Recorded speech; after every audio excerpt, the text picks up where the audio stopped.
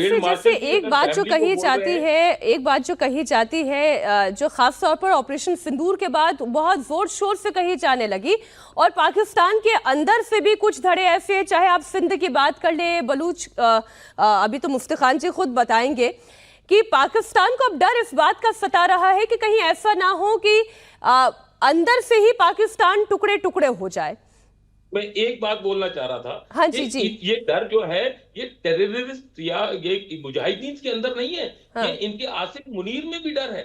जब core commanders की conference लेता है अपने वॉर रूम में, तो बुलेट प्रूफ जैकेट या पहन के रखता है, जो बुलेट प्रूफ शीशा अपने सामने रखता है। कहीं किसी हेलीकॉप्टर में नहीं बैठता, किसी जहाज में नहीं बैठता जो सिंगल इंजन हो, जो बलूचिस्तान की तरफ जा रहा हो, या जो ऐसी जगह जा रहा हो जहां पर उसको खतरा हो कि मेरे को मार दिया जाएगा। तो ये डर जो है, ये जो पाकिस्तानी इलीट हैं उनके अंदर भी परमिएट किया है, और ये और बढ़ेगा, ये कम नहीं होगा। अमेरिका का जितना भी हाथ हो, रहना जब तक उन्होंने पाकिस्तान में है, ये डर और ये दहशत बढ़ती जाएगी जब तक वो अपने आप को सुधारेंगे नहीं। वो तो हमने अलग अलग समय पर देखा ही कि कैसे कि बलूचिस्तान से पैदा होने वाला खलिज कभी अमेरिकियों के हाथ तो कभी चीनियों के हाथ बेचने की कोशिश करते हैं कि अमेरिकी और चीनियों के बीच में ठनी रहे, पाकिस्तान के हुक्मरानों की बनी रहे।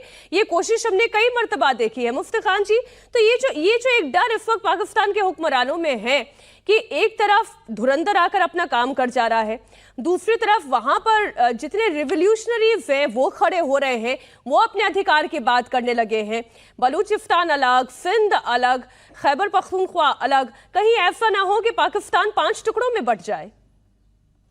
ये बहुत अच्छी बात, ये बात तो आपके मुंह में घी शक्कर।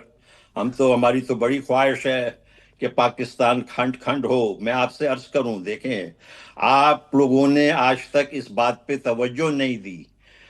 ये जो बलूचिस्तान है वो पाकिस्तान का इकोनॉमिक पावर इंजन है। और जब मैं पाकिस्तान कह रहा हूं, पाकिस्तान की फौज का, पाकिस्तान की फौज ने क्योंकि इसको कब्जा किया हुआ है, उसके जो भी फवायद हैं वो पाकिस्तान की फौज ले रहा है। ये मैं आपसे अर्ज करूं, तो जब तक ये खजाना उनके हाथ में है वो अपनी बदमाशी करते रहेंगे। ये हमारा तज्जिया है, बहुत ही ऑनेस्ट तज्जिया है। इसमें हम कोई यहां वहां की बात नहीं कर रहे हैं। हमारा ऑनेस्ट यही ख्याल है कि बलूचिस्तान जब तक ये पंजाबी जिहादी जनरलों के हाथ में होगा, वो किसी को भी चैन से नहीं रहने देंगे। हमें दिखाकर डोनाल्ड ट्रंप से अपने रास्ते निकालते हैं, हमें बताकर चाइना से अपने ट्रेड डीलिंग करते हैं। सारा कुछ हमारे इलाके के जो वसाइल, हमारा जो स्ट्रेटेजिक पोजीशन है।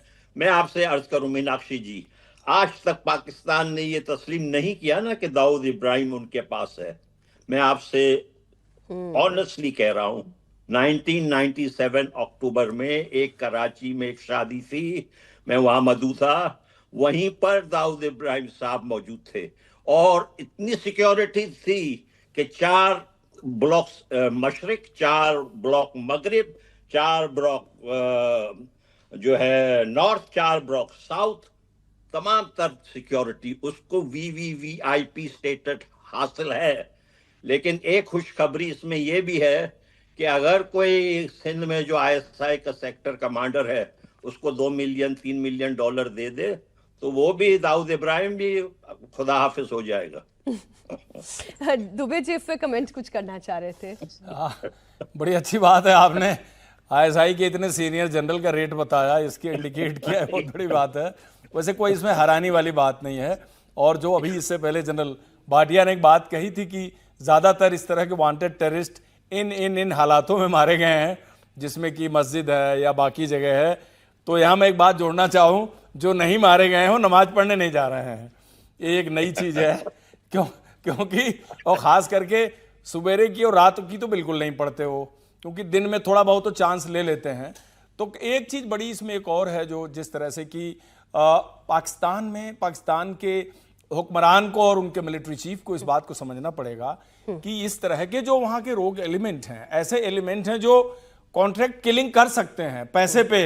ये कोई अच्छा इंडिकेशन नहीं है पाकिस्तान के लिए। मतलब सवाल तो ये है कि anybody can victim of those people. तो भारत के लिए तो विन विन सिचुएशन है।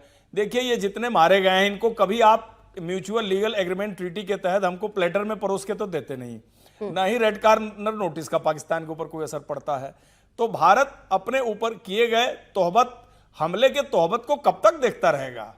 एक स्टेट की कोई रिटन या लीगल रिजीम पॉलिसी ना भी हो तो भी एक कहावत है, बिना मारे दुश्मन मरे। तो अगर बिना मारे दुश्मन मरता है तो इसमें भारत का कोई नुकसान नहीं है। हमारे यहाँ सब लोग बड़े खुश हैं और अननोन गनमैन और लोग किलर के लिए बड़े शुक्रगुजार हैं क्योंकि इससे पहले दोनों धरती एक ही थी, वहां का मारा यहाँ का मारा, हमारे लिए कोई फर्क नहीं पड़ता। और मेरे मन में तो सवाल ये है कि ये जो भी सीक्रेट गनमैन है, ये जो भी अननोन किलर है या धुरंधर है, मैं यूं कह लूं, उसका अगला टारगेट कौन है? अगली कौन सी बड़ी खबर पाकिस्तान से यूं ही आने वाली मैं आपके सामने रखूं? मेरा तो बस इसी बात का इंतजार है।